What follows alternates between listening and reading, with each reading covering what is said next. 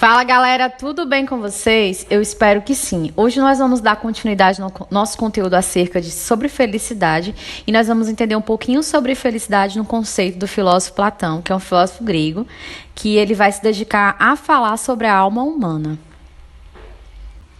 Pois bem, Platão ele é considerado por grande parte dos estudiosos o primeiro grande filósofo ocidental, juntamente com o mestre dele, que foi Sócrates. Ele foi o primeiro em busca de uma felicidade estável, certo? O que nós sabemos sobre ele é que ele nasceu em Atenas, provavelmente em 428 anos antes de Cristo. Ele era de uma família nobre, estudou leitura, escrita, música, ginástica e entre outras coisas. Ele era um excelente atleta, né? Ele participou dos Jogos Olímpicos no período, daí que veio o apelido dele de Platão, por causa justamente dos atributos físicos que ele tinha. Por ser um homem forte, de ombros largos, ele recebeu o apelido de Platão, né, Platão, que no grego significava costas largas. Então, era devido ao atlético dele, devido à condição física, né, porque ele era um atleta, que ele recebeu esse apelido de Platão. Quando o mestre dele, Sócrates, morreu, ele ficou desiludido com a questão política na Grécia, e aí ele se dedicou boa parte para a filosofia, né? Muitas obras dele é conhecida como a política, né? E também tem uma teoria que é muito conhecida dele, que é sobre o mito da caverna. Ele escreveu vários diálogos, né? O que nós conhecemos hoje sobre Sócrates é justamente devido aos diálogos que Platão escreveu sobre a relação dele com Sócrates, né, o pensamento dele com Sócrates. Então, a maioria dos seus diálogos, ele coloca como figura principal o seu mestre, o Sócrates. E foi em 387 anos antes de Cristo que ele fundou a sua escola filosófica, que é conhecida como Academia, né, a Academia de Platão, onde ele ensinou filosofia, ciências, matemática. E o Platão, ele é conhecido, na verdade, pela teoria do mundo das ideias, que é presente justamente no seu mito da caverna, que é o que nós vamos compreender sobre o conceito dele envolvendo o mundo das ideias, relacionando a questão do que era a felicidade para ele.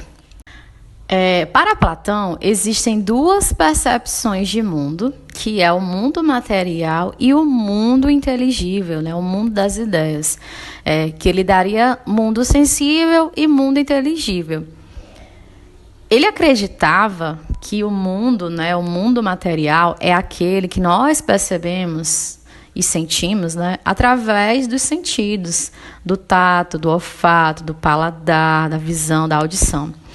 É neste mundo, através dos sentidos, que as coisas elas podem ser enganosas, elas podem ser estáveis, elas podem ser ilusórias. Então, essas sensações, essas percepções que nós temos das coisas através dos sentidos, elas podem ser uma coisa que nos leva à infelicidade. Então, através do mundo dos sentidos, é impossível se ter felicidade. Então, para ele, nós devemos abandonar as sensações deste mundo, né, que são as ilusões dos sentidos, e em busca do mundo das ideias, né? Então, assim, quando ele fala desse mundo das ideias, ele acreditava que por trás do nosso mundo sensorial, nosso mundo dos sentidos, existe uma realidade abstrata, né, uma realidade que é conhecida como eterna e perfeita, que é justamente o mundo das ideias. É onde nós alcançamos o intelecto, né? Onde nós conhecemos o grau supremo de realidade, que corresponde justamente à ideia do bem. E aí nós vamos entender um pouquinho que isso tem relação com a questão da alma humana, com a questão do intelecto humano, com a questão da razão humana. E para compreender essa percepção, essa visão de mundo das ideias, nós precisamos compreender a doutrina de Platão sobre a alma humana, certo? O que é essencial, o que é a razão humana.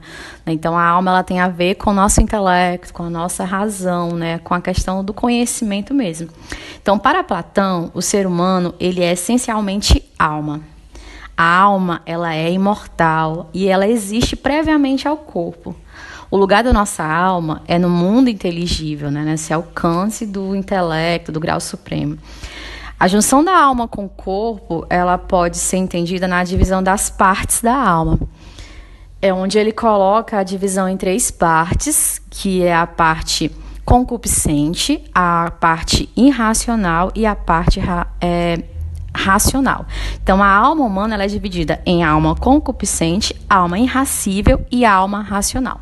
Então, quando eu falo irracível, eu falo nas paixões, nos sentimentos, quando eu falo na razão, o nome já diz, é a questão do conhecimento. E quando eu falo no concupiscente, tem a ver com os desejos. Vamos lá entender. A alma concupiscente, ela é mais ou menos, se vocês forem fazer uma relação, se vocês ficarem em pé e se analisarem, quando eu junto corpo e alma, né, matéria e espírito, que existe um dualismo na visão platônica, quando eu faço essa junção, a alma humana ela é situada abaixo da cintura, no ventre, certo? Seria essa parte inferior, né, do corpo humano. Então, é no ventre. É justamente nessa parte que é interligada aos desejos carnais. Essa é a parte concupiscente da alma, interligada ao corpo, né? Ela tem relação com os nossos desejos carnais. A parte irracível é justamente aquela que é situada no peito.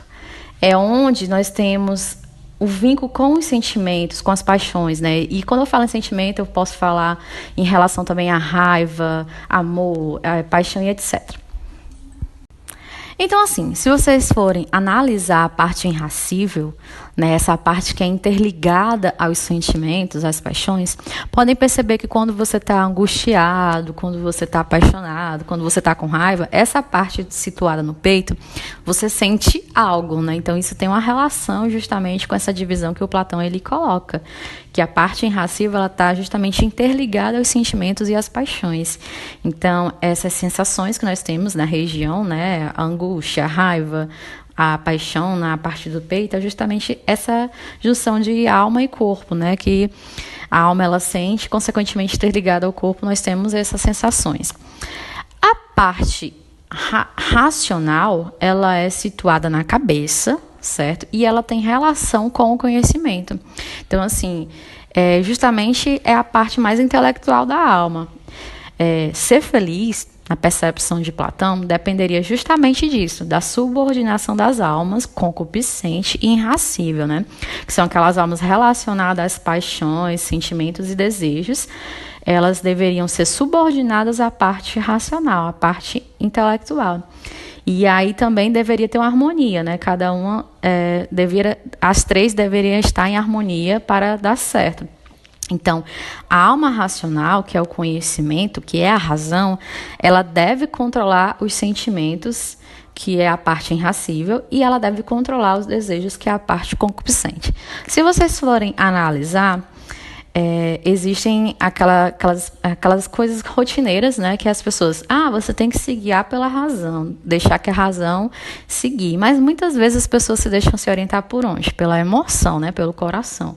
E aí, assim, o que o Platão ele coloca é que para você ser feliz, você tem que deixar a razão tomar conta, né, ter controle, né, desses sentimentos e do desejo. Então, assim, é melhor se guiar pela razão? Com certeza. Então, na percepção dele, ele coloca que devemos nos guiar pela parte racional da alma.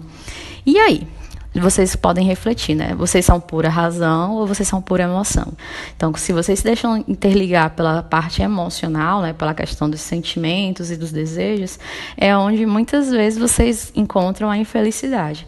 E quando se guia pelo controle, né, da questão racional, é onde você encontra a felicidade. Dentro dessa percepção do Platão sobre a alma humana, ele propôs que as pessoas tivessem duas práticas também, que é a ginástica e a dialética. Por meio da ginástica, que são exercícios e cuidados físicos, as pessoas elas podem, por meio da ginástica em si, ter aprendizagem, né? Elas aprendiam a ter disciplina e ter domínio sobre as inclinações negativas do corpo, né? Sobre justamente essa parte relacionada às inclinações voltadas aos sentimentos e desejos. Já a parte dialética, a dialética em si ela é um método de diálogo, ela é a conversa, certo? É uma questão, quando duas pessoas elas passam a dialogar e a conversar, era por meio dessa prática que as pessoas elas sairiam das falsas ilusões do mundo dos sentidos e alcançariam justamente o mundo inteligível.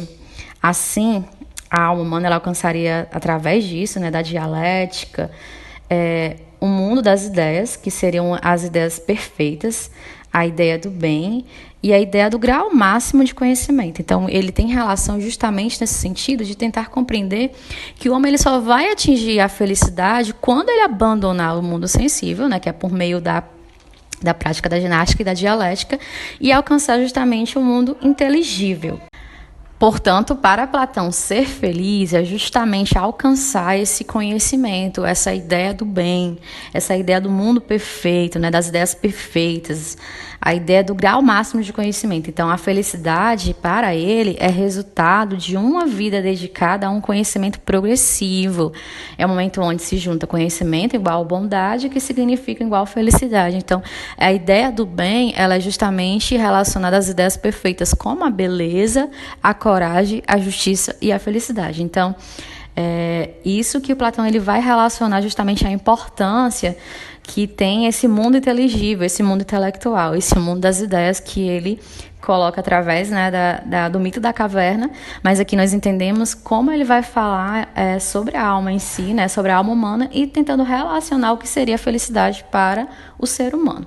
Nesse sentido, ele coloca essa percepção do mundo inteligível como conhecimento, como bondade e como, consequentemente, felicidade.